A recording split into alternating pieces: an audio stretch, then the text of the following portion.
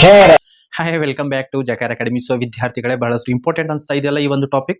ಯಾಕಂದ್ರೆ SSLC ಪರೀಕ್ಷೆಯಲ್ಲಿ ನಾವು ಏನ್ ಮಾಡ್ತೀವಿ, ಹಲವಾರು ತಪ್ಪುಗಳನ್ನ ಮಾಡ್ತೀವಿ. ಹಿಂದಿಯಲ್ಲಿ ಬರೆಯೋದಕ್ಕೆ ನಮಗೆ ಸ್ವಲ್ಪ ಕಷ್ಟ ಅನಿಸ್ತದೆ.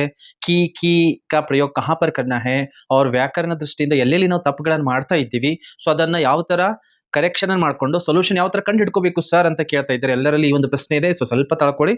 ಸೊ ಈ ಒಂದು ವಿಡಿಯೋ ಫಸ್ಟ್ ಆಫ್ ಆಲ್ ಹೇಳ್ತಾ ಇದ್ದೀನಿ, ಈ ವಿಡಿಯೋ ಯಾರು ನೋಡ್ತಾ ಇದ್ದೀರಿ ಅಂದ್ರೆ, ಯಪ್ಪ ಹೆಂಗ್ರ ಮಾಡಿ ನಾವು ಹಿಂದಿ ಪಾಸ್ ಆಗ್ಬೇಕು ಎನ್ನುವಂತ ಈ ಒಂದು ವಿಡಿಯೋನ ನೋಡ್ತಾ ಇದ್ದೀರಾ, ಅಥವಾ ಮತ್ತೆ ಯಾರು ನೋಡ್ತಾ ಇದ್ದೀರಾ ಅಂದ್ರೆ toppers above 70-80 out of out ನಾನು ಹಿಂದಿಯಲ್ಲಿ ಸ್ಕೋರ್ ಮಾಡಬೇಕು ಎನ್ನುವಂತವರು, ಹಾಗೂ 80 ತಗೊಳ್ತೀನಿ ಸರ್ ಆದ್ರೆ ಸ್ವಲ್ಪ ಮಾರ್ಕ್ಸ್ ಅಲ್ಲಿ ಬರೆಯೋದ್ರಲ್ಲಿ ಸ್ವಲ್ಪ ಮಿಸ್ಟೇಕ್ ಆಗ್ತಾ ಇದೆ, ಸ್ಪೆಲ್ಲಿಂಗ್ ಮಿಸ್ಟೇಕ್ ಆಗ್ತಾ ಇದೆ ಎನ್ನುವಂತ ಈ ಒಂದು ವಿಡಿಯೋ ನೋಡ್ತಾ ಇದ್ದೀರಾ. ಇನ್ನು ಕೆಲವೊಂದು ಜನ ಈಗನೂ ಕೂಡ ಇದ್ದೀರಾ, ಸುಮ್ಮನೆ ಟೈಮ್ ಪಾಸ್ಗೆ ಏನೋ ಲಿಂಕ್ ಬಂದಿದೆ ನೋಡ್ಕೊಂತ ಹೋಗೋಣ ಅಂತರಿದ್ರೆ ಪ್ಲೀಸ್ ಈಗನೇ ಈ ಒಂದು ವಿಡಿಯೋನ ಸ್ಕಿಪ್ ಮಾಡಿ ಹೋಗ್ಬಿಡಿ ನೀವು.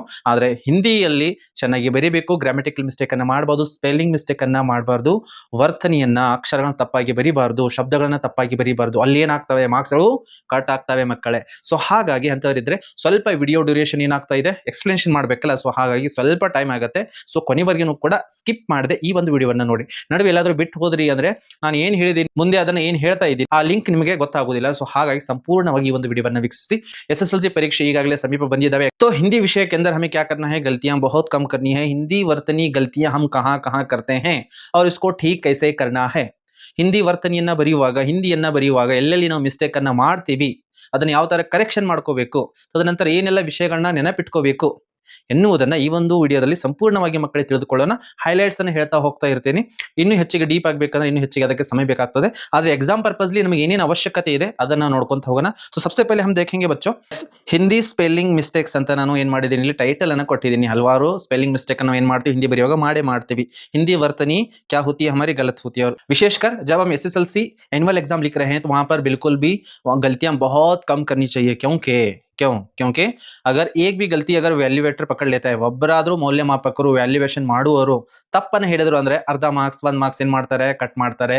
80ಕ್ಕೆ 80 ತಗೊಳ್ಳೋರಿದ್ವಿ ಅಂದ್ರೂ ಕೂಡ 79 ಮಾರ್ಕ್ಸ್ ಗಳು ಬರ್ತವೆ. ಸೊ ಮಕ್ಕಳೇ ಆ ತಪ್ಪನ್ನ ನೀವು ಮಾಡೋದಕ್ಕೆ ಹೋಗ್ಬೇಡಿ. ಸೊ ಇದನ್ನ ಯಾರು ನೋಡ್ತಾ ಇದ್ದೀರಾ, 70 to 80 ಯಾರು ತಗೊಳ್ಳೋರಿದ್ದೀರಾ, ಅಥವಾ ಹಿಂದಿ ಹೇಗಾರು ಮಾಡಿ ನಾವು ಪಾಸ್ ಆಗ್ಬೇಕು ಎನ್ನುವಂತಾರೆ ಮಾತ್ರ ಈ ಒಂದು ವಿಡಿಯೋ ನೋಡ್ತಾ ಇದ್ದೀರಾ.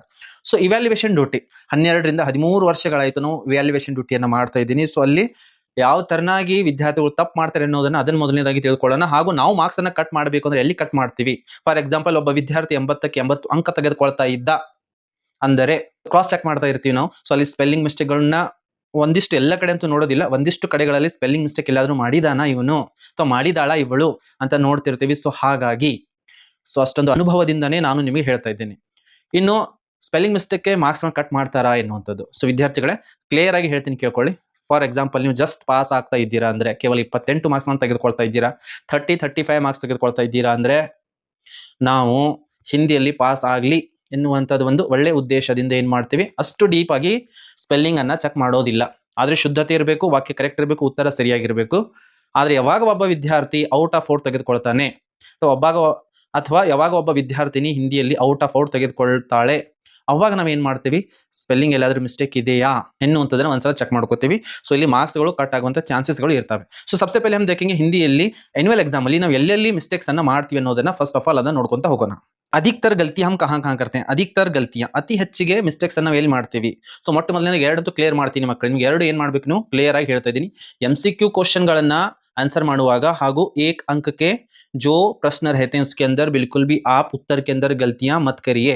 MCQ ಬಹು ಆಯ್ಕೆಯ ಪ್ರಶ್ನೆಗಳಲ್ಲಿ ಮಕ್ಕಳೇ ಒಟ್ಟಿಗಾಗಿ ಅಲ್ಲಿ ತಪ್ಪುಗಳನ್ನು ಮಾಡಬಾರದು. ಯಾಕಂದ್ರೆ ABCD 4 ಆಪ್ಷನ್ಗಳು ನಿಮ್ಮ ಮುಂದೆ ಇರ್ತವೆ. ಆದ್ರೂ ಹಲವಾರು ಜನ ವಿದ್ಯಾರ್ಥಿಗಳು ಏನ್ ಮಾಡ್ತಾರೆ, ಅದನ್ನು ನೋಡಿ ಬರೆಯುವಾಗನೂ ಕೂಡ ತಪ್ಪಾಗಿ ಬರೀತಾರೆ. ಅದೇ ತರನಾಗಿ 1 ಅಂಕದ ಏನ್ ಪ್ರಶ್ನೆಗಳು ಇರ್ತವೆ, 4 ಪ್ರಶ್ನೆಗಳು ಏನ್ ಕೊಟ್ಟಿರ್ತಾರೆ, ಅದರಲ್ಲಿ ಉತ್ತರವಿರುವಂತಹ ಶಬ್ದ ತಪ್ಪಾಗಬಾರದು. ಫಾರ್ ಎಕ್ಸಾಂಪಲ್, ಒಂದು ಪ್ರಶ್ನೆಯನ್ನು ಹೇಳ್ತಾ ಇದ್ದೀನಿ, ಸಮಯ ಕಿಸ್ಕಾ ದಿಯಾ ಹುವಾ ಧನ್ ಹೈ ಎನ್ನುವಂಥದ್ದು ಪ್ರಶ್ನೆ ಇದೆ. ಸೊ ಸರಿಯಾಗಿರುವಂತಹ ಒಂದು ಕರೆಕ್ಟ್ ಆಗಿರುವಂತಹ ಶಬ್ದ ಏನು ಅಂದ್ರೆ, ಸಮಯ ಈಶ್ ಕಾ ದಿಯಾ ಹುವಾ ಅನುಪಮ್ ಧನ್ ಹೈ. ಸೊ ಇಲ್ಲಿ ನಾವು ಏನ್ ಬರೀಬೇಕು ಮಕ್ಕಳೇ, ಈಶ್ ಎನ್ನುವಂಥದ್ದು ಸರಿಯಾಗಿರ್ಬೇಕು, ಈಶ್.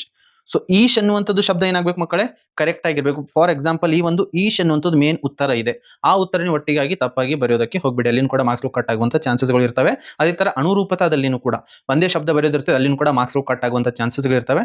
ಸೊ ಹಾಗಾಗಿ ಅದನ್ನ ಕರೆಕ್ಟ್ ಆಗಿ ಬರೀರಿ. ಸೊ ಮೊಟ್ಟ ಮೊದಲನೇದಾಗಿ ತಪ್ಪುಗಳು ಅತಿ ಹೆಚ್ಚಿಗೆ ವಿದ್ಯಾರ್ಥಿಗಳು ಎಲ್ಲಿ ಮಾಡ್ತಾರೆ, ಅಥವಾ ನಾವೆಲ್ಲಿ ನೋಡ್ತೀವಿ ಇವ್ಯಾಲ್ಯೂಯೇಷನ್ ಮಾಡುವಾಗ ಒಬ್ಬ ವಿದ್ಯಾರ್ಥಿ 80ಕ್ಕೆ 80 ಅಂಕ ತಗೊಳ್ತಾ ಇದ್ದ ಅಂದ್ರೆ, ಕ್ವಶನ್ ನಂಬರ್ 35 कौन सा है, पद्य भाग पूर्ण कीजिए. कितने अंक के लिए रहता है? 4 अंकों के लिए रहता है. ಎಷ್ಟು ಅಂಕಗಳಿಗೆ ಇರುತ್ತೆ ಮಕ್ಕಳೇ? 4 ಅಂಕಗಳಿಗೆ ಇರುತ್ತದೆ. ಇದರಲ್ಲಿ ಹಲವಾರು ವಿದ್ಯಾರ್ಥಿಗಳು ಏನು ಮಾಡ್ತಾರೆ, केवल 4 ಸಾಲುಗಳನ್ನು ಬರೆದ್ರೆ केवल 4 पंक्तियां आपको लिखना है. इसके अंदर भी विद्यार्थी अक्सर क्या कर देते हैं? गलतियां कर देते हैं. तो यहाँ पर आपको एक भी गलती नहीं करनी है. ಇಲ್ಲಿ ಒಂದನ್ನು ಕೂಡ ನೀವು ತಪ್ಪನ್ನ ಮಾಡಬಾರದು. ಪದ್ಯ ಬರೆಯುವಾಗ ಒಂದನ್ನು ಕೂಡ ಸ್ಮಾಲ್ ಮಿಸ್ಟೇಕ್ನು ಕೂಡ ತಪ್ಪು ಮಾಡಬಾರದು. ಅಲ್ಲಿ ಸರ್ವೇ ಸಾಮಾನ್ಯವಾಗಿ ಇಷ್ಟು ವರ್ಷಗಳಲ್ಲಿ ನಾನು ನೋಡಿದ್ದು ವಿದ್ಯಾರ್ಥಿಗಳು ಎಲ್ಲೆಲ್ಲಿ ತಪ್ಪು ಬರೀತಾರೆ ಅಂದ್ರೆ असफलता एक चुनौती, ಚುನೌತಿಯನ್ನ ತಪ್ಪು ಬರೀತಾರೆ. ಸ್ವೀಕಾರ, ಸ್ವೀ ದೀರ್ಘ ಬರೆಯೋದು ಬಿಟ್ಟು ಏನ್ ಬರೀತಾರೆ? ಹ್ರಸ್ವ ಬರೀತಾರೆ. ಸುಧಾರ, ಸುಧಾರವನ್ನು ಹೇಗೆ ಬರೀತಾರೆ? ಸುಧಾರ.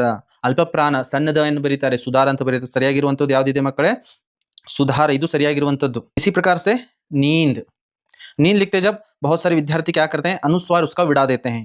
ಅದನ್ನ ನೀದ್ ಅಂತ ಅಷ್ಟೇ ಬರೀತಾರೆ, ಅಥವಾ ಏನ್ ಬರೀತಾರೆ?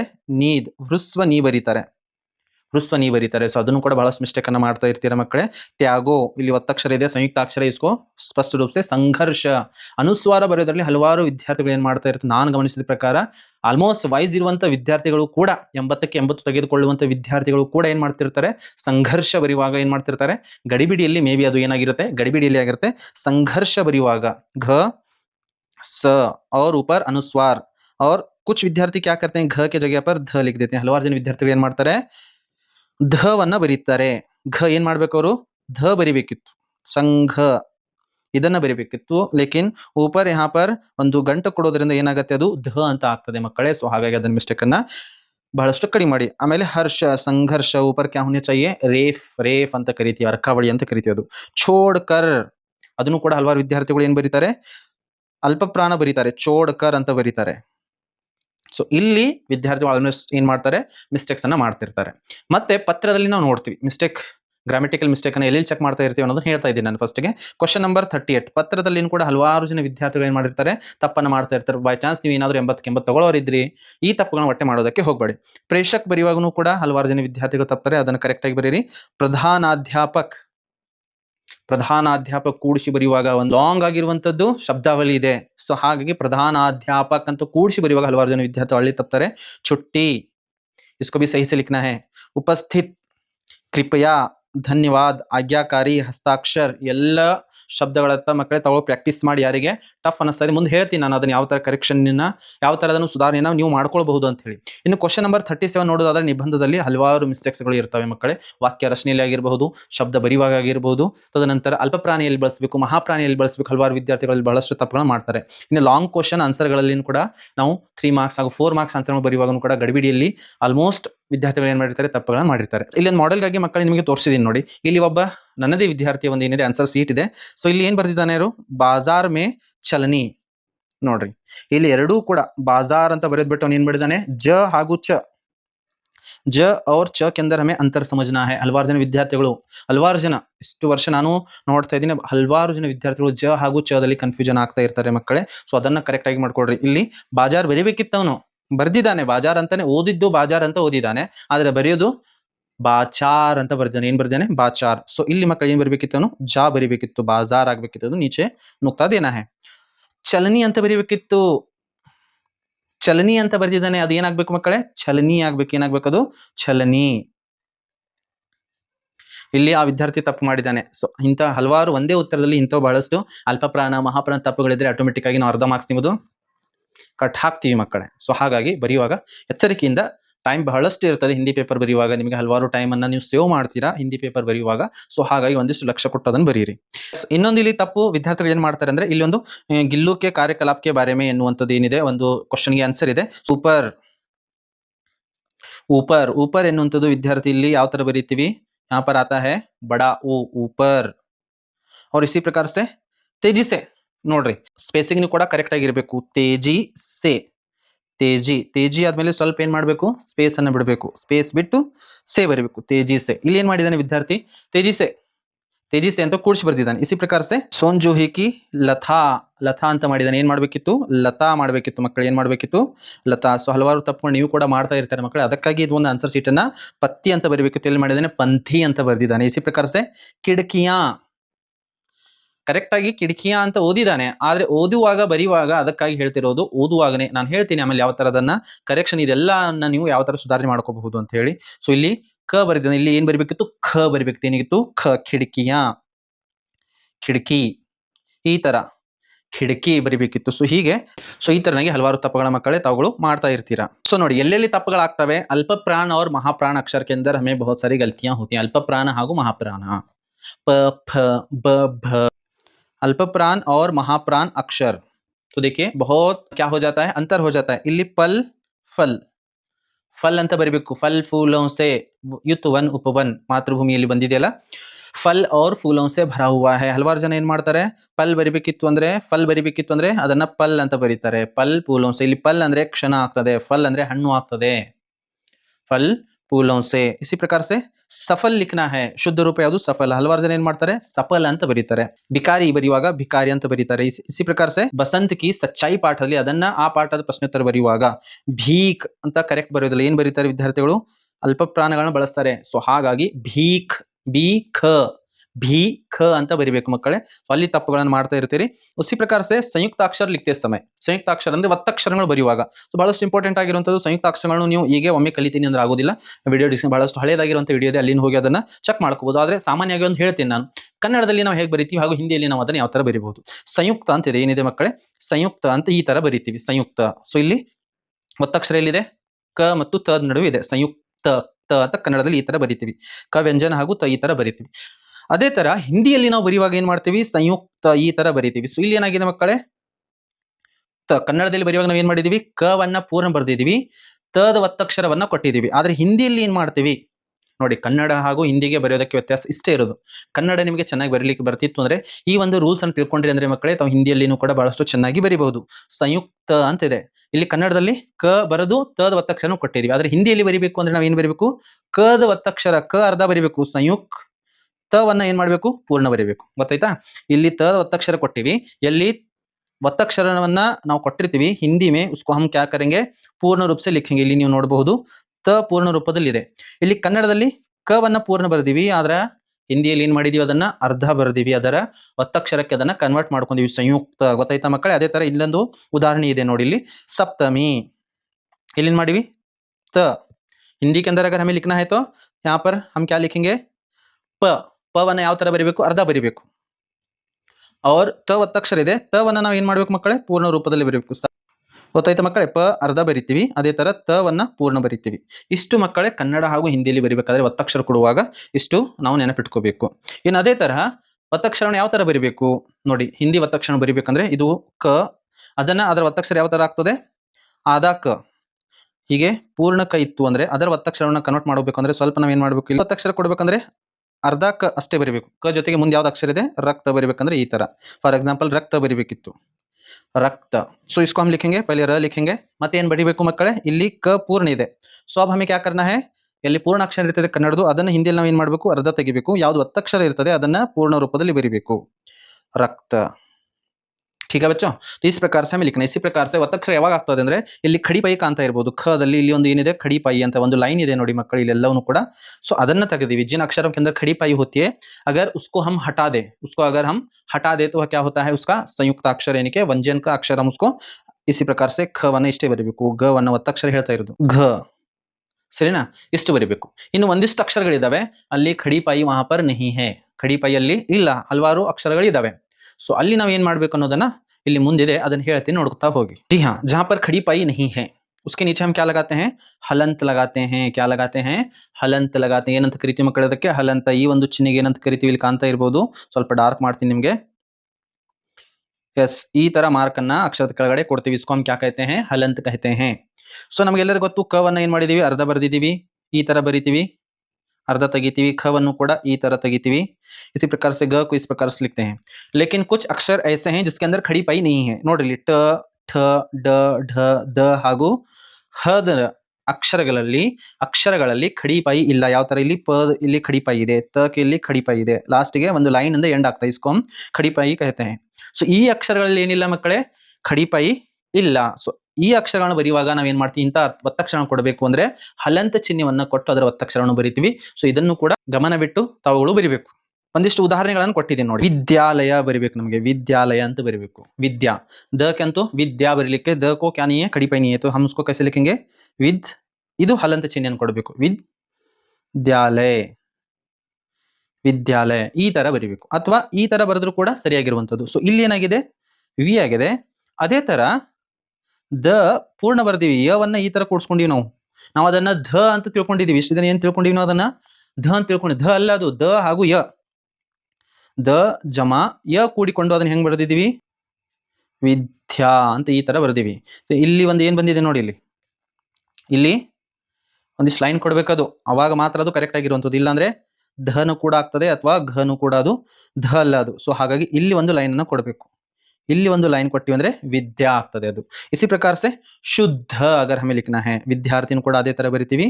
इसी प्रकार से तद्भव, तद्भव ಅದನ್ನು ಬರಿಬೇಕಂದ್ರೆ ಇಲ್ಲಿ ನೋಡಿ, ಇಲ್ಲಿ ಹಲಂತ ಚಿಹ್ನೆಯನ್ನ ಫಸ್ಟ್ ತ ಲಿಖೆಂಗೆ, ತದ್ ತದ್ ವ್ಯಂಜನ ಬರಿಬೇಕು, ತದ್ ಹಲಂತ ಅಂತ ಕರಿತೀವಿ. ವ್ಯಂಜನ ಬರಿಬೇಕಂದ್ರೆ ಹಲಂತ ಅಂತ ಕರಿತೀವಿ, ತದ್ಭವ. ಸೊ ಈ ತರ ಮಕ್ಕಳೇ ಅದನ್ನ ನಾವು ಬರಿತೀವಿ. ಸೊ ಗೊತ್ತಾಯ್ತಾ ಮಕ್ಕಳೇ, ಈ ಅಕ್ಷರಗಳು, ಈ ಅಕ್ಷರ ಒತ್ತಕ್ಷರ ಬಂತು ಅಂದ್ರೆ ನಾವು ಏನ್ ಮಾಡ್ತೀವಿ, ಈ ತರನಾಗಿರ್ತಕ್ಕಂತಹ ಅದಕ್ಕೆ ಹಲಂತವನ್ನ ಕೊಡ್ತೀವಿ. ಫಾರ್ ಎಕ್ಸಾಂಪಲ್ ಹಮೆ ಲಿಖನಾ ಹೈ ಖಟ್ಟಾ, ಕ್ಯಾ ಲಿಖನಾ ಹೈ ಖಟ್ಟಾ ಅಂತ ಬರಿಬೇಕಾಗಿದೆ. ಸೊ ಅದನ್ನ ಶುದ್ಧ ರೂಪ ಖಟ್ ಟ, ಈ ತರ ಟ ಕೆಳಗಡೆ ಹಲಂತ ಚಿಹ್ನೆಯನ್ನ ಬರಿಬೇಕು. ಎಸ್, ಇನ್ನು ಹಲವಾರು ಜನ ವಿದ್ಯಾರ್ಥಿಗಳು ಎಲ್ಲಿ ತಪ್ಪು ಮಾಡ್ತಾರೆ ಅಂದ್ರೆ, ರ ಕೆ ರೂಪ್ ಲಿಖನೆ में, ರದ ಒತ್ತಕ್ಷರ ಬರೆಯುವಾಗನೂ ಕೂಡ ಹಲವಾರು ಜನ ವಿದ್ಯಾರ್ಥಿಗಳು ಏನ್ ಮಾಡ್ತಾರೆ, ತಪ್ಪನ್ನ ಮಾಡ್ತಾರೆ. ರ के कितने रूप होते हैं, दो रूप होते हैं, जिसको हम कहते हैं, एक को रेफ कहते हैं और एक को हम क्या कहते हैं, ಪದೇನ್ ಅಂತ ಕರಿತೀವಿ. ಶಾರ್ಟ್ ಆಗಿ ಹೇಳ್ತಾ ಹೋಗ್ತೀನಿ. ಒಂದಿಷ್ಟು ಕಡೆಗಳು ನಾವು ಏನ್ ಮಾಡ್ತೀವಿ, ಈ ತರನಾಗಿರ್ತಕ್ಕಂಥ ಚಿಹ್ನೆಯನ್ನ ಉಪಯೋಗ ಮಾಡ್ತೀವಿ. ಅದಕ್ಕೆ ನಾವು ಅರ್ಕಾವಳಿ ಅಂತ ಕರಿತೀವಿ ಕನ್ನಡದಲ್ಲಿ. ಇಲ್ಲಿ ಯೂಸ್ ಮಾಡಿ ನೋಡಿ, ಕರ್ಮದಲ್ಲಿ ಎಸ್ ಎಮ್ನಿ ಕಿಯಾ ಹೈ ಕರ್ಮ, ಸಿ ರೂಪದಲ್ಲಿ ಏನು ಬರೀತೀವಲ್ಲ ಇಂಗ್ಲಿಷ್ ಆಲ್ಫಾಬೆಟ್ ಸಿ, ಸೊ ಅದಕ್ಕೆ ರೇಫ್ ಅಂತ ಕರಿತೀವಿ, ಅಂದ್ರೆ ಅದು ಅರ್ಕಾವಳಿ. ಅದೇ ತರ ಪದೇನ, ಅಕ್ಷರದ ಕೆಳಗಡೆ ಏನ್ ರದ ಒತ್ತಕ್ಷರ ಕೊಡ್ತೀವಿ. ಪದೇನ್ ಕೆ ಕಿತ್ನೆ ರೂಪ ಹೈ, ದೋ ರೂಪ ಹೈ. ಒಂದು ಈ ತರ ಚಿಹ್ನೆ ಕೊಡ್ತೀವಿ, ಒಂದು ಈ ತರ ಅಕ್ಷರದ ಕೆಳಗಡೆ ಎರಡು ಚಿಹ್ನೆಗಳನ್ನು ಕೊಡ್ತೀವಿ. ಸೊ ಇಲ್ಲಿ ನೋಡಬಹುದು ಮಕ್ಕಳೇ, ಚಕ್ರ ಅಂತ ಬರಿಬೇಕಂದ್ರೆ ಚ ಕ್ರ, ಕದ ಕೆಳಗಡೆ ಈ ತರ ಕೊಡ್ಬೇಕು. ಕನ್ನಡದಲ್ಲಿ ಕೂಡ ಬರ್ದೀನಿ, ಆತ ನೋಡ್ಕೊಳ್ಳಿ.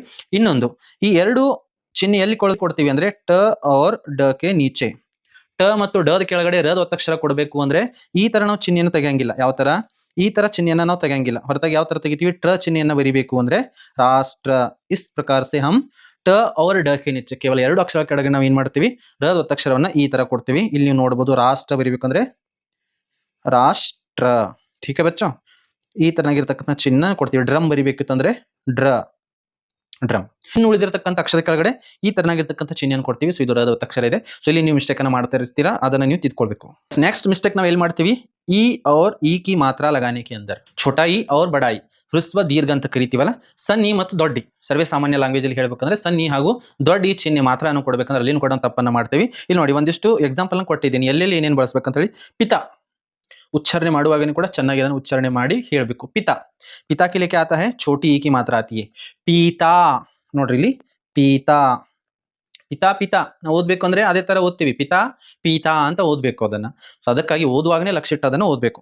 ಪಿತಾ ಅಂದ್ರೆ ತಂದೆ, ಇಲ್ಲಿ ಪೀತಾ ಅಂದ್ರೆ ಕುಡಿಯೋದು. ಉದಾಹರಣೆಗೆ ನೋಡಿದ್ರೆ ಮೈ ಪಾನಿ ಪೀತಾ ಹೂಂ, ಮೈ ಪಾನಿ ಪೀತಾ ಹೂಂ, ಇಲ್ಲಿ ಪೀತಾ ಅಂದ್ರೆ ಕುಡಿಯೋದಾಗ್ತದೆ. ಇಸಿ ಪ್ರಕಾರ ಸೆ ಚಿತಾ, ಚಿತಾ ಅಂದ್ರೆ ಚಿತೆ, ಬೆಂಕಿ ಹಚ್ತೀವಲ್ಲ, ಚಿತೆಗೆ ಬೆಂಕಿ ಇಡೋದು ಚಿತಾ. और यहाँ पर ಚೀತಾ ನೋಡಿ, एक छोटी ई और एक है बड़ी ई की मात्रा, चिता. ಇಲ್ಲಿ छोटी ई की मात्रा अगर हम उसको लगाते हैं तो ಅದು ಏನಾಗುತ್ತೆ, ಚಿತೆ ಆಗುತ್ತೆ. ಏನಾಗುತ್ತೆ ಅದು, ಚಿತೆ. इसी प्रकार से बड़ी ई की मात्रा अगर यहाँ पर लगती है तो ಏನಾಗುತ್ತೆ, चीता का अर्थ होता है चिरता. अगर बीच में अनुस्वार लगा देते हैं तो क्या होता है, चिंता होता है. तो इसलिए बच्चों लिखते समय बहुत ही ध्यान पूर्वक आपको लिखना है, चिंते. इसी प्रकार से जाति, जाति, जाति ಅಂದ್ರೆ ಕಾಸ್ಟ್, ಜಾತಿ, ಜಾತಿ. ನೋಡ್ರಿ ಇಲ್ಲಿ ದೀರ್ಘ ಇದೆ, ಬಡಿ ಈ ಕಿ ಮಾತ್ರ है, ಜಾತಿ. ಜಾತಿ ಅಂದ್ರೆ ಹೋಗು, ಸ್ತ್ರೀಲಿಂಗ ಶಬ್ದಕ್ಕೆ ಅದನ್ನು ಉಪಯೋಗ ಮಾಡ್ತೀವಿ. ಮಾ ಹಮೇಶಾ ಮಂದಿರ್ ಜಾತಿ ಹೇ, ಜಾತಿ ಅಂದ್ರೆ ಹೋಗೋದು. ಸೊ ಇಲ್ಲೆಲ್ಲನೂ ಕೂಡ ಮಕ್ಕಳೇ ತಗೊಳ್ಳಿ, ಏನ್ ಮಾಡ್ತಾ ಇರ್ತೀರಾ, ಮಿಸ್ಟೇಕ್ ಅನ್ನ ಮಾಡ್ತಾ ಇರ್ತಾರೆ. ಇನ್ನೊಂದು ಎಲ್ಲಿ ಮಿಸ್ಟೇಕ್ ಮಾಡ್ತೀರಾ ಅಂದ್ರೆ ಮೇ ಆರ್ ಮೇ. ನೋಡ್ರಿ ಉಚ್ಚಾರಣೆ ಸೇಮ್ ಕಾಣ್ತದೆ ನಮಗೆ, ಮೇ ಮೇ. तो इसको ಮೇ ಅಂದ್ರೆ ಒಳಗೆ, ಇಸ್ಮೇ ಉಸ್ಮೇ ಕಮರೆ ಮೇ ಕಿತಾಬ್ ಮೇ ಪೆನ್ ಮೇ. ಮೇ ಅಂದ್ರೆ ಒಳಗೆ ಅಥವಾ ಅಲ್ಲಿ ಅಂತ ಹೇಳ್ತೀವಿ. ಮೈ ಮೇ ಅಂದ್ರೆ ನಾನು. ಹಲವಾರು ಜನ ವಿದ್ಯಾರ್ಥಿಗಳು ಮೇ ಹಾಗೂ ಮೈ ಬರೆಯೋದ್ರಲ್ಲಿ ಕೂಡ ತಪ್ಪನ್ನು ಬರೀತೀರಿ, ಅಲ್ಲಿನೂ ಕೂಡ ಅದನ್ನ ತಾವುಗಳು ನೋಡ್ಕೊಳ್ಳಿ. ಹೈ और ಹೈ ನೋಡಿ, ಇಲ್ಲಿ ಏನು ವ್ಯತ್ಯಾಸ ಇದೆ, ಇಲ್ಲಿನೂ ಕೂಡ ಹೈ ಇದೆ, ಇಲ್ಲಿನೂ ಕೂಡ ಹೈ ಬರೋದು, ಇಲ್ಲೇನಿದೆ ಅನುಸ್ವಾರವನ್ನು ಕೊಟ್ಟಿದ್ದೀವಿ. ಸೊ ಹೈ ಹಾಗೂ ಹೈ ಇಲ್ಲಿನೂ ಕೂಡ ಬರೆಯುವಾಗನೂ ಕೂಡ ಸ್ವಲ್ಪ ಲಕ್ಷ್ಯ ಬಿಟ್ಟು ತಾವುಗಳು ಬರೀಬೇಕು. ಸಿಂಪಲ್ ಆಗಿ ಬರೀಬೇಕು ಅಂದ್ರೆ ಹೈ ಅಂತ ಬರೀತೀವಿ. ಯಹ ಉಸ್ಕಾ ಘರ್ ಹೈ, ಯಹ ಉಸ್ಕಾ ಘರ್ ಹೈ. ಹೈ ಎಲ್ಲಿ ಬರಿಬೇಕು ಅಂದ್ರೆ ಎಲ್ಲಿ ಬಹುವಚನ ರೂಪ ಇರ್ತದೆ, ಎಲ್ಲಿ ಬಹುವಚನ ಇರ್ತದೆ. ಕಿತಾಬೆ ಪಡಿ ಹೈ, ಕಿತಾಬೆ. ಉದಾಹರಣೆಗೆ ನೋಡ್ರಿ, ಕಿತಾಬೆ ಪಢಿ ಹೇ ಹೇ ಹೇ ಇಲ್ಲಿ ಯಾಕೆ ಮಾಡಿದೀವಿ ಅಂದ್ರೆ ಇಲ್ಲಿ ಕಿತಾಬ್ ಎನ್ನುವಂಥದ್ದು ಏನಿದೆ ಮಕ್ಕಳೇ ಬಹುವಚನ ರೂಪ ಇದೆ. ಎಲ್ಲೆಲ್ಲಿ ಬಹುವಚನ ರೂಪ ಇರ್ತದೆಯೋ ಅಲ್ಲಿ ಇಲ್ಲಿ ನಾವು ಏನ್ ಮಾಡ್ತೀವಿ ಹೇ. ವಹ ಕಿತನಿ ಬೋತಲೆ ಹೇ, ಕಿತನಿ ಬೋತಲೆ, ಬೋತಲೆ ಎನ್ನುವಂಥದ್ದು ಇಲ್ಲಿ ಬಹುವಚನ ರೂಪ ಇರೋದ್ರಿಂದ ಹೇ ಅಂತ ಉಪಯೋಗವನ್ನ ಮಾಡ್ತೀವಿ. ಕಿತನೆ ಆಮ್ ಹೇ. ಅವ್ರ ಕಹಾ ಪರ್ ಆದರ ಸೂಚಕ್ ನಮ್ಗಿಂತ ದೊಡ್ಡವರಿದ್ರು ಅಥವಾ ಆದರದಲ್ಲಿ ಅವರಿಗೆ ಗೌರವ ಸೂಚಿಸೋದಕ್ಕೂ ಕೂಡ ಹೈ ಅಂತ ಬಳಸ್ತೀವಿ. ಫಾರ್ ಎಕ್ಸಾಂಪಲ್ ಗಾಂಧೀಜಿ ಮಂಚ್ ಪರ್ ಬೈಟೆ ಹೇ, ಹೈ ಆಗಂಗಿಲ್ಲ. ಗಾಂಧೀಜಿ ಮಂಚ್ ಪರ್ ಬೈಟೆ ಹೈ ಆಗಂಗಿಲ್ಲ, ಹೈ ಆಗ್ತದೆ. ಗಾಂಧೀಜಿ ಏನಂತ ಬರಬೇಕು, ಗಾಂಧೀಜಿ ಮಂಚ್ ಪರ್ ಬೈಠೆ ಹೇ. ಇಲ್ಲಿ ಒಂದು ಅನುಸಾರ ಕೊಡಬೇಕು ಹೇ. ಸೊ ಇಲ್ಲಿ ಹೈ ಹಾಗೂ ಹೈದಲ್ಲಿ ಇಷ್ಟು ಮಕ್ಕಳ ತಾವು ತಿಳ್ಕೊಂತ ಹೋಗಿ. इसी प्रकार से और हमारी गलती क्या होती है, छोटा ऊ और बड़ा ऊ की मात्रा लगाने के अंदर भी पुल फूल ನೋಡ್ರಿ ಪುಲ್ ಫೂಲ್. ಇಲ್ಲಿ ಎರಡು ದೋಷಗಳಿದಾವೆ. ಒಂದು ಅಲ್ಪಪ್ರಾಣ ಹಾಗೂ ಮಹಾಪ್ರಾಣ ಬರೆಯೋದು ಕೂಡ ತಪ್ತೀವಿ. ಒಂದು ऊ की मात्रा लिखने के अंदर भी हम चूक करते हैं, तो वहां पर आपको थोड़ा ध्यान लेना है. ಮತ್ತೆ ಇಲ್ಲಿ ತಪ್ತೀವಿ ಅಂದ್ರೆ समान उच्चारण वाले शब्द जो होते हैं, ಸೌಂಡಿಂಗ್ ಹಂಗೆ ಆಗತ್ತೆ ನಾವು ಕೇಳ್ಕೊಬೇಕಂದ್ರೆ ಮೈ ಇಂದ ಹೇಳಿದೆಲ್ಲ ಕೇಳೋದಾದ್ರೂ ಸೇಮ್ ಹಂಗೆ ಕೇಳ್ತಾ ಇರ್ತೀವಿ. ಅದನ್ನ ಅದೇ ಟೈಪ್ ಒಂದೇ ಇದೇನೋ ಸೌಂಡ್ ಅಂತ ಹಾಗೆ ಅನಿಸ್ತಾ ಇರ್ತದೆ. ಅದ್ರ ಬರಿಬೇಕು ಅಂದ್ರೆ ಸಪ್ರೇಟ್ ಆಗಿ ಬರ್ತೀವಿ. ಫಾರ್ ಎಕ್ಸಾಂಪಲ್ ಪಲ್ ಫಲ್ ನೋಡಿ, ಪಲ್ ಪಲ್ ಫಲ್ ಪಲ್ ಫಲ್ ಸ್ವಲ್ಪ ಸೌಂಡಿಂಗ್ ಹಾಗೆ ಇದೆ, ಆದ್ರೆ ಬರಿಬೇಕಂದ್ರೆ ಪಲ್ ಅಂದ್ರೆ ಕ್ಷಣ, ಫಲ್ ಅಂದ್ರೆ ಹಣ್ಣು ಅಂತ ಹೇಳಿದ್ದೀನಿ. ಇಸಿ ಪ್ರಕಾರ ಸೆ ಗೃಹ ನೋಡಿ, ಇಲ್ಲಿ ಹಲವಾರು ಜನ ಶನಿ ಸಬ್ಸೆ ಸುಂದರ ಗ್ರಹ ಗೃಹ, ಇದು ಗ್ರಹ ಅಂದ್ರೆ ಮಕ್ಕಳೇ ಮನೆ. इसको हम री के अंदर उच्चारण करते हैं. हिंदी उच्चारण ಮಾಡುವಾಗ री ರೂಪದಲ್ಲಿ ಅಂದ್ರೆ ಗೃಹ ಅಂತ ಉಚ್ಚಾರಣೆ ಮಾಡ್ತೀವಿ. यहाँ पर ग्रह लिखना है तो ಈ ಗ್ರಹ ಶನಿ ಗ್ರಹ ಇಂಥ ಗ್ರಹ. ಹಲವಾರು ಜನ ವಿದ್ಯಾರ್ಥಿಗಳು ಏನ್ ಮಾಡ್ತಾರೆ, ಇಂಥ ಗ್ರಹ ಒಂದ್ಸಲ ನಮ್ಮ ಕಡೆ ಕ್ವಶನ್ ಪೇಪರ್ ಅಲ್ಲಿನೇ ಒಂದ್ಸಲ ಅದನ್ನ ತಪ್ಪು ಮಾಡಿದ್ರು ಮಕ್ಕಳು.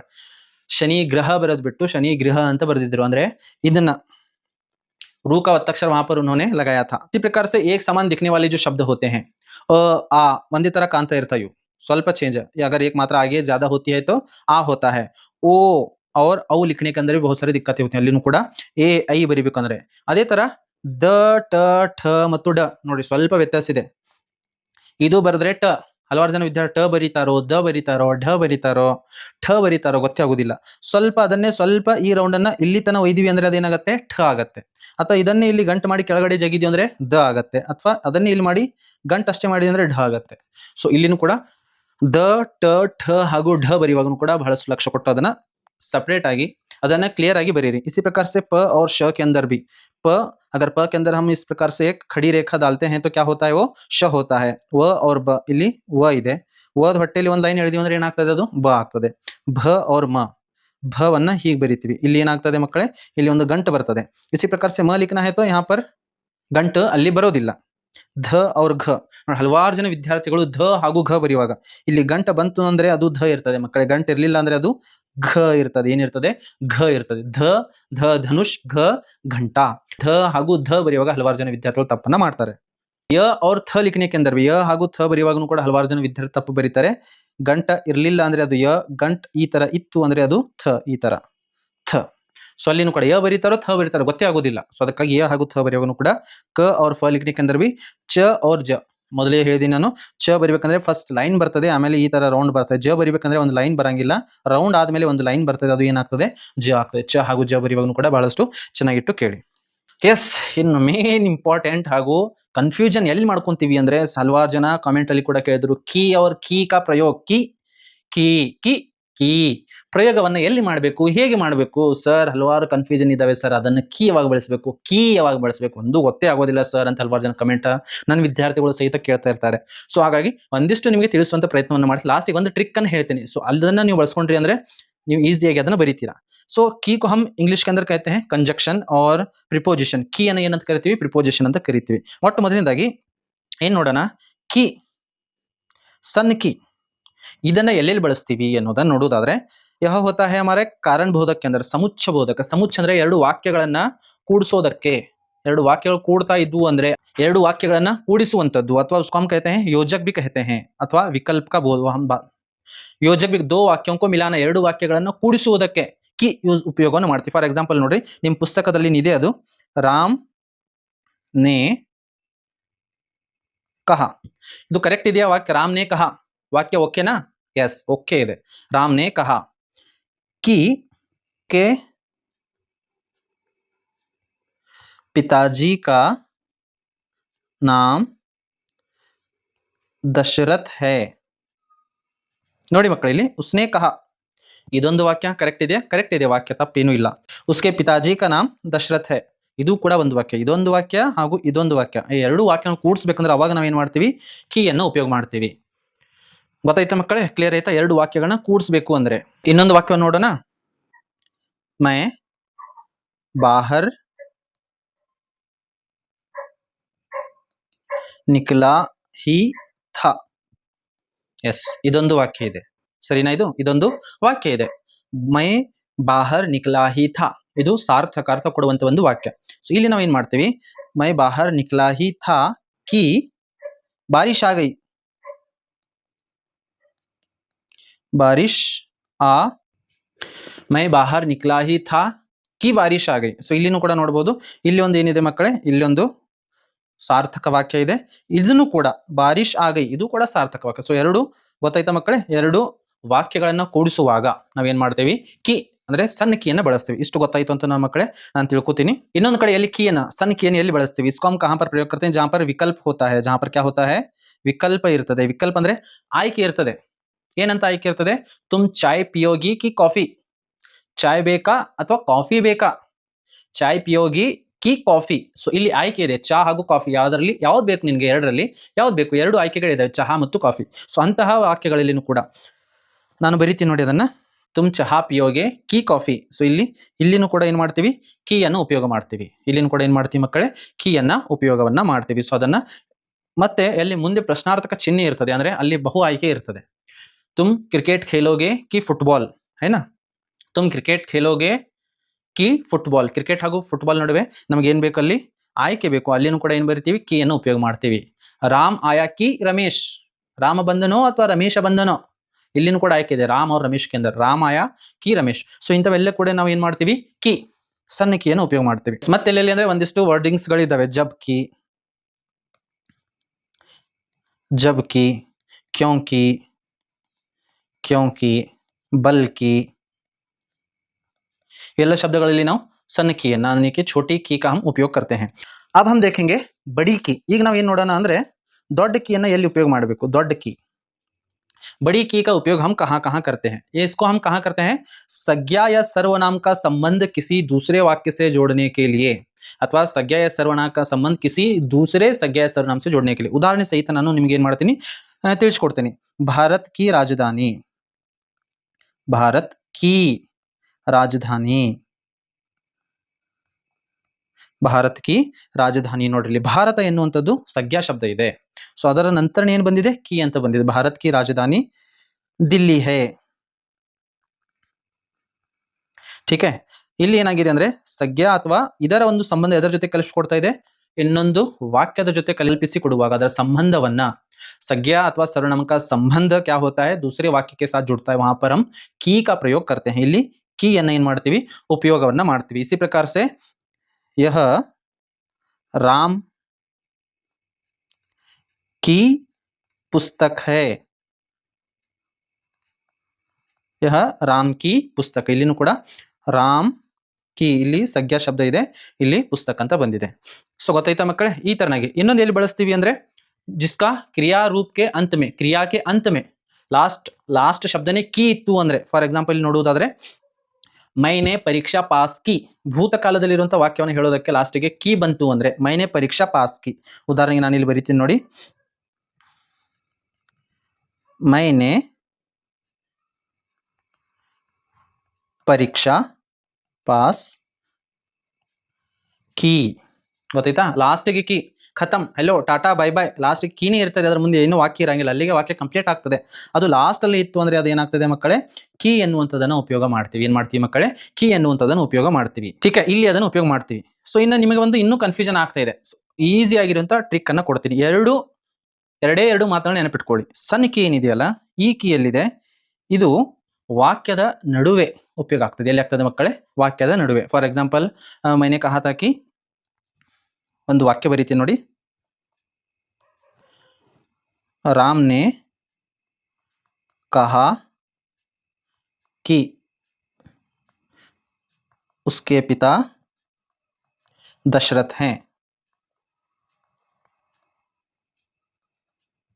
ठीक है ಇಲ್ಲಿ ಏನು ಬಂದಿದೆ ನೋಡಿ ಮಕ್ಕಳೇ ಕೀ ಎಲ್ಲಿ ಬಂದಿದೆ ವಾಕ್ಯದ ನಡುವೆ ಬಂದಿದೆ ವಾಕ್ಯದ ನಡುವೆ ತದನಂತರ ಇನ್ನೊಂದು ಯಾವ ತರ ಕಂಡು ಹಿಡ್ಕೋಬಹುದು ಕೀ ಸಣ್ಣ ಕೀ ಎಲ್ಲಿ ಬಳಸಬೇಕಂದ್ರೆ ಕೀ ಹಿಂದಿನ ಶಬ್ದ ಯಾವತ್ತೂ ಕೂಡ ಏನಿರ್ತದೆ ಆಲ್ಮೋಸ್ಟ್ ಆಗಿ 90% ಒಂದು ಕಹಾ ಕ್ರಿಯಾ ಶಬ್ದ ಇರ್ತದೆ ಏನಿರ್ತದೆ ಕ್ರಿಯಾ ಶಬ್ದ कहना बोलना पढ़ना उसने कहा कि तुलसीदास जी कहते हैं कि कहना तुलसीदास जी दोहे का भावार्थ बरीಬೇಕಂದ್ರೆ ಹೆಂಗ್ ಬರೀತೀವಿ तुलसीदास जी कहते हैं कि कवि कहते हैं कि उन्होंने कहा कि कहना सुनना बोलना ಇವೆಲ್ಲವೂ ಕ್ರಿಯಾ ಶಬ್ದಗಳು ಸೊ ಕ್ರಿಯಾ ಶಬ್ದದ ಮುಂದೆ ಆಲ್ಮೋಸ್ಟ್ ಏನಿರ್ತದೆ ಸಣ್ಣ ಕೀ ಇರ್ತದೆ ಇಷ್ಟು ಬೇಕಾದ್ರೆ ಮಕ್ಕಳೇ ತಗೊಂಡು ನೆನಪಿಟ್ಕೋತೀರಾ ಇನ್ನೊಂದು ದೊಡ್ಡ ಕೀ ಬರಿಬೇಕು ಅಂದ್ರೆ ಮೊದಲನೇ ಶಬ್ದ ಏನಿರ್ತದೆ ಮಕ್ಕಳೇ ಅದಕ್ಕೆ ಹಿಂದಿನ ಶಬ್ದ ಮೊದಲನೇ ಶಬ್ದ ಏನಿರ್ತದೆ ಸಂಜ್ಞಾ ಅಥವಾ ಸರ್ವನಾಮ ರಾಮ್ ಕಿ ಕಿತಾಬ್ ಸರಿನಾ ಮಕ್ಕಳೇ ಮೊದಲನೇ ಅಕ್ಷರ ಆದ ಮೇಲೆನೆ ಮೊದಲನೇ ಶಬ್ದ ಆದ ಮೇಲೇನೆ ಕೀ ಬಂತು ಅಂದ್ರೆ ಅವಾಗ ಏನ್ ಬರಿತೀವಿ ನಾವು ದೊಡ್ಡ ಕೀ ಬರಿತೀವಿ ಎಷ್ಟು ನೆನಪಿಟ್ಕೋತೀರಿ ಎಷ್ಟಾದ ನೆನಪಿಟ್ಕೋತೀರಿ ರಾಮ್ ಕಿ ಸೀತಾ ಕಿ ಪಿತಾ ಕಿ ಇನ್ ಕಿ ಉನ್ ಕಿ ಉಸ್ ಕಿ ಸಂಜ್ಞಾ ಅಥವಾ ಸರ್ವನಾಮ ಉನ್ಕಿ ಭैंस ಮರ್ ಗई ಸೊ ಮೊದಲನೇ ಶಬ್ದ ಆದ ಮೇಲೇನೆ ಏನ್ ಬರ್ತದೆ ಅದು ಎರಡನೇ ಶಬ್ದನೇ ಮೊದಲನೇ ಶಬ್ದ ಆದ್ಮೇಲೆನೆ ಕೀ ಎಲ್ಲಿ ಪ್ರಯೋಗ ಆಗ್ತದೆ ಅಥವಾ ಯಹ ರಾಮ್ ಮೊದಲ ಎರಡು ಶಬ್ದಗಳ ನಂತರನೇ ಆಟೋಮೆಟಿಕ್ ಸಂಜ್ಞಾ ಅಥವಾ ಅದರ ಹಿಂದಿನ ಇಲ್ಲಿ ಏನಿರಬೇಕು ಸಂಜ್ಞಾ ಅಥವಾ ಸರ್ವನಾಮ ಶಬ್ದ ಇತ್ತು ಅಂದ್ರೆ ಅದರ ಮುಂದೆ ಏನು ಬರ್ತದೆ ಮಕ್ಕಳೇ ದೊಡ್ಡ ಕೀಯನ್ನು ಉಚ್ಚಾರಣೆ ಮಾಡ್ತೀವಿ ಇಷ್ಟು ನೆನಪಿಟ್ಕೊಳ್ರಿ ದೊಡ್ಡ ಕೀಯನ್ನು ಉಚ್ಚಾರಣೆ ಮಾಡ್ತೀವಿ ಅದೇ ತರ ಈ ಕೀಯಲ್ಲಿ ಉಪಯೋಗ ಮಾಡ್ತೀವಿ ಸಣ್ಣ ಕೀಯಲ್ಲಿ ಉಪಯೋಗ ಮಾಡ್ತೀವಿ ಅಂದ್ರೆ ಎಲ್ಲಿ ಎರಡು ವಾಕ್ಯಗಳನ್ನು ಕೂಡಿಸ್ತೀವಿ ಅದು ಎಲ್ಲಿ ಬಂದಿರ್ತದೆ ವಾಕ್ಯದ ಮಧ್ಯದಲ್ಲಿ ನೋಡಿ ವಾಕ್ಯದ ಮಧ್ಯದಲ್ಲಿ ಬಂದಿದೆ ಎಲ್ಲಿ ಬಂದಿದ್ದು ವಾಕ್ಯದ ಮಧ್ಯದಲ್ಲಿ ಬಂದಿದೆ ಒಂದು ವಾಕ್ಯ ಕಂಪ್ಲೀಟ್ ಆಗಬೇಕು ಅಲ್ಲಿ ಅದು ಬಂದಿರ್ತದೆ ಅಥವಾ ಈ ಕೀ ಹಿಂದೆ ಏನಿರ್ತದೆ ಒಂದು ಕ್ರಿಯಾ ಶಬ್ದ ಇರ್ತದೆ ಕಹಾ ಸುನಾ ಬೋಲಾ ಕಹತೆ कहना कहते हैं कि ಸೊ ಇಲ್ಲಿ ಕೀ ಅವ್ರ ಕೀಕ ಇಷ್ಟು ಸಾಕು ಮಕ್ಕಳೇ ಬಹಳಷ್ಟು ಟೆನ್ಷನ್ ತಗೊಳ್ಬೇಡಿ ಸೊ ಇಷ್ಟು ನಿಮಗೆ ಸಫಿಸಿಯೆಂಟ್ ಇದೆ ಇಷ್ಟಂತ ತಿಳ್ಕೊಂಡ್ಬಿಡಿ ಇಷ್ಟೊತ್ತವರೆಗೂ ಕೂಡ ಏನು ನೋಡಿದ್ರೆ ಎಲ್ಲೆಲ್ಲಿ ತಪ್ಪುಗಳನ್ನು ಮಾಡ್ತೀವಿ ಎಲ್ಲಿ ಯಾವುದನ್ನ ಬಳಸಬೇಕು ಅನ್ನೋದನ್ನು ನೋಡಿದೀವಿ ಸೊ ಇದಕ್ಕೆ ಸೊಲ್ಯೂಷನ್ ಏನು ಬರೀಬೇಕು ಸೊಲ್ಯೂಷನ್ ಏನೇನು ಮಾಡ್ಕೋಬೇಕು ಬೇಗ ಹೇಳ್ತೀನಿ ಆ ತರ ನೀವು ಮಾಡಿದ್ರೆ ತಪ್ಪನ್ನ ಮಾಡೋದಿಲ್ಲ ಒಂದು ಡಿಕ್ಟೇಷನ್ ಮಾಡಬೇಕು ಡಿಕ್ಟೇಷನ್ ಅಂದ್ರೆ ಶ್ರುತಲೇಖ ಅಂದ್ರೆ ಏನ್ ಮಾಡ್ಬೇಕು ಮಕ್ಕಳೇ ತಾವುಗಳು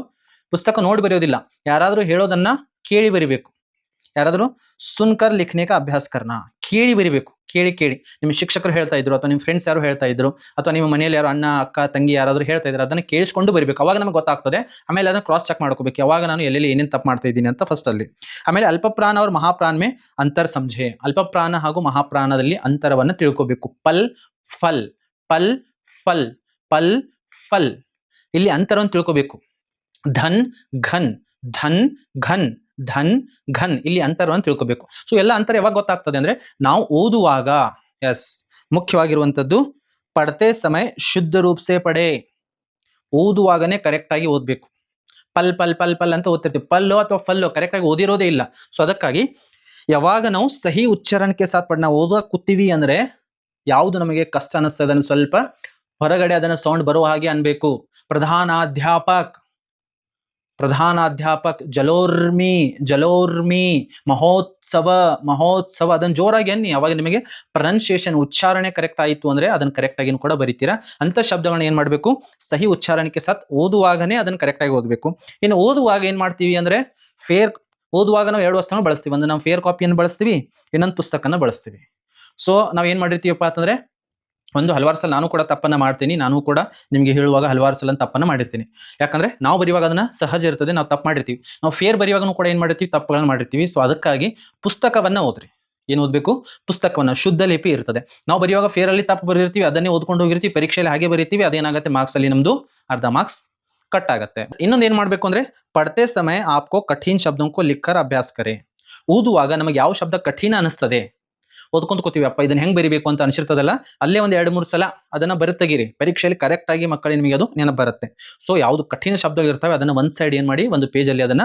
ನೀವು ಬರೀರಿ ಓದುವಾಗ ಇದು ಕಠಿಣ ನಿಮಗೆ ಅನಿಸ್ತದೆ ಅದು ಸೊ ಇದನ್ನ ಬರೆಯೋದಕ್ಕೆ ನನಗೆ ಸ್ವಲ್ಪ ಕಷ್ಟ ಅನಿಸ್ತದೆ ಅಥವಾ ಒತ್ತಕ್ಷರ ಅಥವಾ ಸಂಯುಕ್ತಾಕ್ಷರ ಯಾವುದೋ ಒಂದು ಶಬ್ದ ಬಂತು ಅಲ್ಲಿ ಅದನ್ನ ಕಷ್ಟ ಅನಿಸಿದ್ರೆ ಅವಾಗಿಂದ 2-3 ಸಲ ಅದನ್ನು ಬರೆದು ಅವಾಗ ಓದುವಾಗನೇ ಅದನ್ನು ಬರೆದು ಪ್ರಾಕ್ಟೀಸ್ ಮಾಡಬೇಕು इसी प्रकार से समय समय पर पढ़कर और सुनकर कठिन शब्दों का अभ्यास करें ಪದೇ ಮತ್ತೆ ಏನ್ ಮಾಡ್ಬೇಕಂದ್ರೆ ಓದ್ತಾ ಇರಬೇಕು ಅದಕ್ಕಾಗಿ ನಾನು ಹೇಳ್ತೇನೆ ನನ್ನ ವಿದ್ಯಾರ್ಥಿಗಳನ್ನು ಕೂಡ ಹೇಳ್ತಾ ಇರ್ತೀನಿ ಯಾವಾಗ ನೀವು 10 ಸಲ ಓದ್ತೀರಾ ಅವಾಗ ಒಂದು ಸಲ ಅದನ್ನ ಏನ್ ಮಾಡಿ ನೀವು ಮಕ್ಕಳೇ ಬರೆದು ತೆಗೀರಿ ಯಾಕಂದ್ರೆ ಅವಾಗ ನಮಗೆ ಬರೆಯುವಾಗ ಮಿಸ್ಟೇಕ್ಸ್ಗಳು ಬಹಳಷ್ಟು ಗೊತ್ತಾಗ್ತವೆ ಏನ್ ಮಾಡ್ತಾ ಇದ್ದೀನಿ ಏನ್ ಮಾಡ್ತಾ ಇಲ್ಲ ಅಂತ ಆಮೇಲೆ ನೀವು ಸುಧಾರಣೆಯನ್ನು ಮಾಡ್ಕೋಬಹುದು ಇಷ್ಟು ನೀವು ಮಕ್ಕಳೇ ಸುಧಾರಣೆಯನ್ನು ಮಾಡ್ಕೋಬೇಕು ಇನ್ನು ಎಕ್ಸಾಮ್ ಅಲ್ಲಿ ಬರೀಬೇಕು ಅಂದ್ರೆ ಎಕ್ಸಾಮ್ ಟಿಪ್ಸ್ ಏನೇನಿದಾವೆ ಅಂದ್ರೆ ಬಡೆ ಬಡೆ ಶಬ್ದೋಂಕೋ ಛೋಟಾ ಕರ್ಕೆ ಲಿಖೆ. ನೋಡಿ ನಾವು ಎಲ್ಲಿ ತಪ್ಪು ಬರಿತೀವಿ, ಬಹಳಷ್ಟು ದೊಡ್ಡ ಶಬ್ದ ಬರಿತಾ ಇದ್ವಿ ಅಂದ್ರೆ ಇಲ್ಲಿ ತಪ್ಪನ್ನು ಬರಿ. ಫಾರ್ ಎಕ್ಸಾಂಪಲ್ ಪ್ರಧಾನಾಧ್ಯಾಪಕ ಅಂತ ಕೊಟ್ಟಿದ್ದೀನಿ, ಪ್ರಧಾನಾಧ್ಯಾಪಕ ಅಂತ ಬರಿಬೇಕು. ಕರೆಕ್ಟ್ ಆಗಿ ಬರ್ತಿತ್ತು ಬರೀರಿ, ಅಥವಾ ನಿಮ್ಗೆ ಡೌಟ್ ಅನಿಸ್ತು ಅಂದ್ರೆ ಹೀಗೆ ಬಿಡಿಸಿ ಬರೀರಿ ಅದನ್ನ, ಪ್ರಧಾನ್ ಅಧ್ಯಾಪಕ್. ಸೊ ಇಂಥ ಶಬ್ದಗಳನ್ನ, ದೊಡ್ಡ ಶಬ್ದಗಳನ್ನ ಅದನ್ನ ಕಟ್ ಹೊಡೀರಿ ನಡುವೆ. ಸೊ ಅವಾಗ ಏನ್ ಮಾಡಿ ಅದನ್ನ ಚಿಕ್ಕ ಶಬ್ದದ ರೂಪದಲ್ಲಿ ಅದನ್ನ ಬರೀರಿ. ವಿಷಯಾನುಕೂಲ್, ಹಲವಾರು ಜನ ಬರೀನಬಹುದು. ಇನ್ನು ಕೆಲವೊಂದು ಜನಗೆ ನಿಮ್ಗೆ ಡೌಟ್ ಇತ್ತು ಅಂದ್ರೆ ವಿಷಯ ಅನುಕೂಲ ಅಂತ ಬರೀರಿ. ನಾವು ಸಂಧಿಯಲ್ಲಿ ಯಾವ ತರ ಅದನ್ನ ಬಿಡಿಸಿ ಬರೀತೀವಲ್ಲ ಆ ತರ ಅದನ್ನ ಏನ್ ಮಾಡ್ಬೇಕು, ಅದನ್ನ ಸ್ವಲ್ಪ ಕಟ್ ಮಾಡಿ ಅದನ್ನ ಬರಿಬೇಕು. ಇಸಿ ಪ್ರಕಾರ ಸೆ ಸಮಾನಾರ್ಥಕ ಶಬ್ದೋಂ ಕಾ ಉಪಯೋಗ ಕರೆ. ಒಂದಿಷ್ಟು ಶಬ್ದಗಳು ಏನಿರ್ತವೆ ಬಹಳಷ್ಟು ಕಠಿಣವಾಗಿರ್ತವೆ ಮಕ್ಕಳೇ. ಫಾರ್ ಎಕ್ಸಾಂಪಲ್ ಇಲ್ಲಿ ನೋಡಿ ಸುಕೃತವಾನ್ ಅಂತ ಇದೆ, ಎಲ್ಲಿ ತುಳಸಿ ಕೆ ದೋಹೆದಲ್ಲಿ ಬಂದಿದೆ. ತುಳಸಿ ಸಾತಿ ವಿಪತ್ತಿ ಕೆ ವಿದ್ಯಾ ವಿನಯ ವಿವೇಕ್ ಸಾಹಸ ಸುಕೃತಿ ಸುಸತ್ಯವೃತ್. ನೋಡ್ರಿ, ಸಾಹಸ ಸುಕೃತಿ ಸುಸತ್ಯವೃತ್ ರಾಮ್ ಭರೋಸೆ ಏಕ್. ಸೊ ಇದನ್ನ ಬರಿಬೇಕಂದ್ರೆ ಮ್ಯಾಕ್ಸಿಮಮ್ ವಿದ್ಯಾರ್ಥಿಗಳು ಏನ್ ಮಾಡ್ತಾರೆ, ತಪ್ಪನ್ನು ಬರೀತಾರೆ. ಸೊ ಅದಕ್ಕಾಗಿ ಸುಕೃತವಾನ್ ಅಂದ್ರೆ ಏನು, ಅಚ್ಚೆ ಕಾಮ್ ಕರ್ನೇವಲ್ಲ. ಅದನ್ನ ಸಮಾನಾರ್ಥಕ ಶಬ್ದ ಬರೀ, ಈಸಿ ಇರುವಂತಹ ಸಮಾನಾರ್ಥಕ ಶಬ್ದಗಳನ್ನು ಬಳಸ್ಕೊಂಡು ಅದನ್ನು ಕೂಡ ನೀವು ಅಲ್ಲಿ ಬರ್ಕೋಬಹುದು.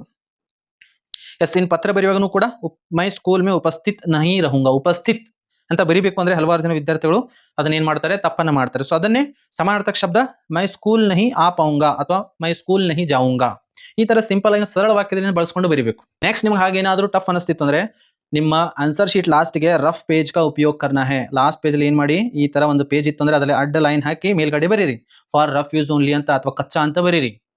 ರಫ್ ಪೇಜ್ ಅಂತ ಬರಿಬೇಕು ಮೇಲ್ಗಡೆ, ರಫ್ ಪೇಜ್. ಅಲ್ಲಿ ಏನ್ ಮಾಡಿ, ನಿಮ್ಗೆ ಯಾವ ಡೌಟ್ ಇದವಲ್ಲ ಅಲ್ಲಿ ಅದನ್ನ ತಗೊಳ್ಳೋ, ಅದನ್ನ ಉಪಯೋಗಿಸಬೇಕು. ಯಾವ ಶಬ್ದ ನಿಮ್ಗೆ ಕಠಿಣ ಅನಿಸ್ತಾ ಅಲ್ಲಿ ಒಂದ್ಸಲ ಬರೋದು ನೋಡ್ರಿ, ಕರೆಕ್ಟ್ ಅನ್ಸಿತ್ತು ಅಂದ್ರೆ ಆಮೇಲೆ ಬರೀರಿ. ಅದನ್ನ ಯಾವ ಟಫ್ ಇದ್ರು ರಫ್ ಪೇಜ್ ಅನ್ನ ಉಪಯೋಗವನ್ನ ಮಾಡಿ. और उत्तर सरल लिखे, ಉತ್ತರವನ್ನು ಏನು ಮಾಡಬೇಕು, ಬಹಳಷ್ಟು ಸರಳವಾಗಿ ಬರಬೇಕು. ಬಹಳಷ್ಟು ಕ್ಲಿಷ್ಟಕರವಾಗಿರುವಂತಹ ಭಾಷೆಯಲ್ಲಿ ಉಪಯೋಗ ಮಾಡಬಾರದು. ಜಿತನಾ ಪೂಛಾ ಗಯಾ ಹೈ ಉತನಾ ಹಿ ಲಿಖೆ. ಎಷ್ಟು ಕೇಳಿದಾರಲ್ಲ ಅಷ್ಟೇನ ನಾವು ಏನು ಮಾಡಬೇಕು, ಉತ್ತರವನ್ನ ಬರಿಬೇಕು. 2 ಅಂಕ ಕೇಳಿದ್ರು ಅಂದ್ರೆ ಹ್ಞೂ ಅಂತ ಹೇಳಿ 3-4 ವಾಕ್ಯಕ್ಕೆ ಬರೆಯುವಷ್ಟು, 3-4 ಅಂಕಕ್ಕೆ ಬರೆಯುವಷ್ಟು ಅಲ್ಲಿ ಬರೆದಿವಿ ಅಂದ್ರೆ 2-3 ವಾಕ್ಯಗಳು ಸಫಿಸಿಯೆಂಟ್ ಇರ್ತವೆ. ನಾವು 8-10 ವಾಕ್ಯ ಬರೆದಿವಿ ಅಂದ್ರೆ ಅಲ್ಲಿ ತಪ್ಪುಗಳು ಬಹಳಷ್ಟು ಆಗ್ತವೆ. ಗಲ್ತಿ ಹುಯಿ ತೋ ಸಿರ್ಫ್ ಏಕ್ ಲೈನ್ ಖೀಂಚೆ. ಇನ್ನು ಬರೆಯುವಾಗ ಫಾರ್ ಎಕ್ಸಾಂಪಲ್ ಏನಾದರೂ ತಪ್ಪು ಬರೆದ್ರಿ, ಹೃದಯ ಬರಿಬೇಕಿತ್ತು. ಸೊ ಫಾರ್ ಎಕ್ಸಾಂಪಲ್ ಏನೋ ತಪ್ಪಾಯ್ತು, ಅವಾಗ ನೀವು ಏನ್ ಮಾಡ್ಬೇಕಂದ್ರೆ ಹೀಗೆ ಕಾಟ್ ಹಾಕಂಗಿಲ್ಲ ಅದನ್ನ.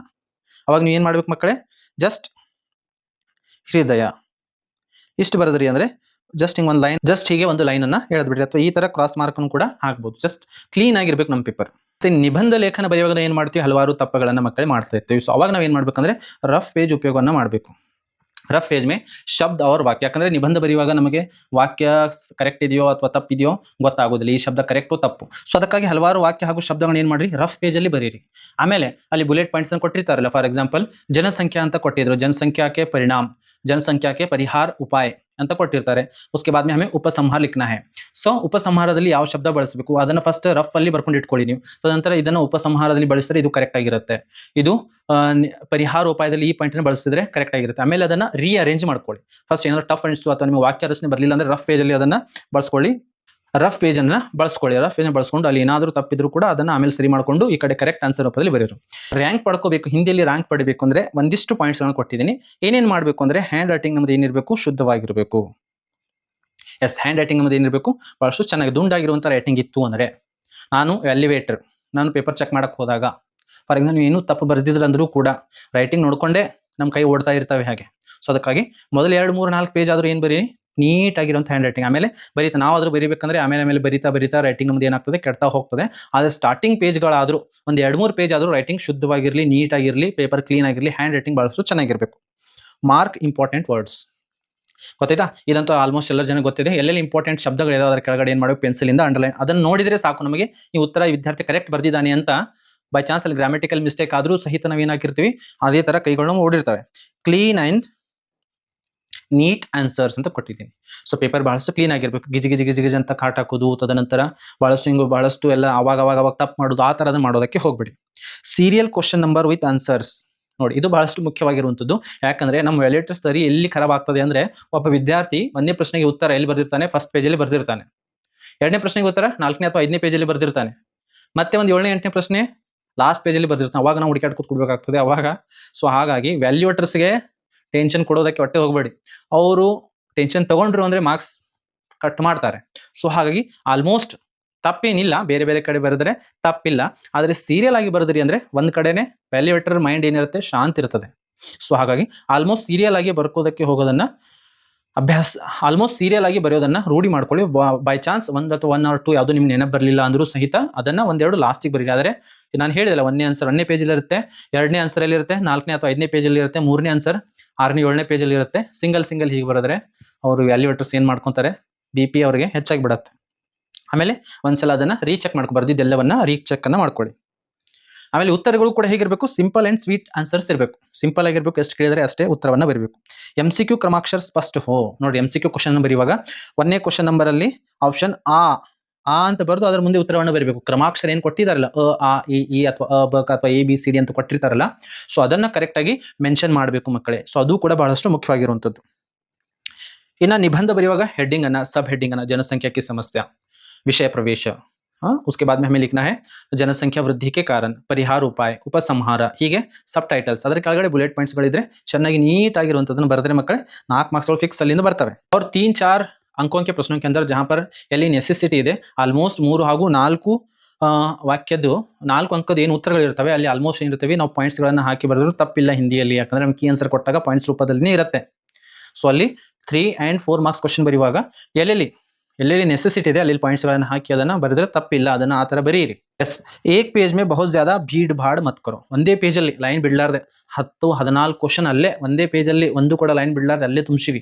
ಗಿಜಿ ಕಾಣ್ತಾ ಇರುತ್ತೆ, ಬಹಳಷ್ಟು ರಶ್ ಮಾಡಿ ಒಂದೇ ಪೇಜ್ ಅಲ್ಲಿ ಆ ತರ ಕೂಡ ಮಾಡೋದಕ್ಕೆ ಹೋಗ್ಬೇಡಿ. ಯಾಕಂದ್ರೆ ಸರಿ ಸುಮಾರಾಗಿ 26ರಿಂದ 28 ಪೇಜ್ ಇರ್ತವೆ, 32 ಪೇಜ್ ಸಹಿತ ಕೂಡ ಇರ್ತವೆ ಮ್ಯಾಥ್ಸ್ಗೆ ಹಾಗೂ ವಿಜ್ಞಾನಿಗೆ. ಸೊ ಬಹಳಷ್ಟು ಪೇಜ್ಗಳು ಉಳಿತವೆ. ಸೊ ಹಾಗೆ ನೀಟಾಗಿ ಒಂದು ಆನ್ಸರ್ ಆದ್ಮೇಲೆ ಒಂದು ಲೈನ್ ಅನ್ನ ಬಿಟ್ಟು ಬರೀರಿ. ಪೆನ್ಸಿಲ್ ಸೆ ಮಾರ್ಜಿನ್, ಟೈಮ್ ಇತ್ತು ಅಂದ್ರೆ ಹೀಗೆ ಪೆನ್ಸಿಲ್ ಇಂದ ಏನು ಹಾಕಿ ಒಂದು ಇಷ್ಟು ನೀವು ಆನ್ಸರ್ ಅನ್ನ ಬರ್ದಿರ್ತೀರಿ ಇಲ್ಲಿ. ಸೊ ಇಲ್ಲಿ ಏನ್ ಮಾಡಿ ಅಂದ್ರೆ ಒಂದು ಮಾರ್ಜಿನ್ ಅನ್ನ ರೆಡಿ ಮಾಡ್ಕೊಳ್ಳಿ. ಸೊ ಈ ತರ ಬರ್ದಿದ್ರೆ ಮಕ್ಕಳೇ ನೀವು ಹಿಂದಿಯಲ್ಲಿ ಅತಿ ಹೆಚ್ಚು ಅಂಕಗಳನ್ನು ಗಳಿಸ್ತೀರಾ. ಸೊ ಮಕ್ಕಳು ಇದಾಗಿತ್ತು ಹಿಂದಿಯಲ್ಲಿ ಎಲ್ಲೆಲ್ಲಿ ನಾವು ಮಿಸ್ಟೇಕ್ ಮಾಡ್ತೀವಿ, ಸೊ ಅದನ್ನ ಯಾವ ತರ ಸುಧಾರಣೆಯನ್ನು ಮಾಡ್ಕೋಬೇಕು. ಈ ಒಂದು ವಿಡಿಯೋ ನಿಮಗೆ ಹೆಲ್ಪ್ ಆಗಿದೆ ಅಂತ ಅನ್ಕೋತೀನಿ.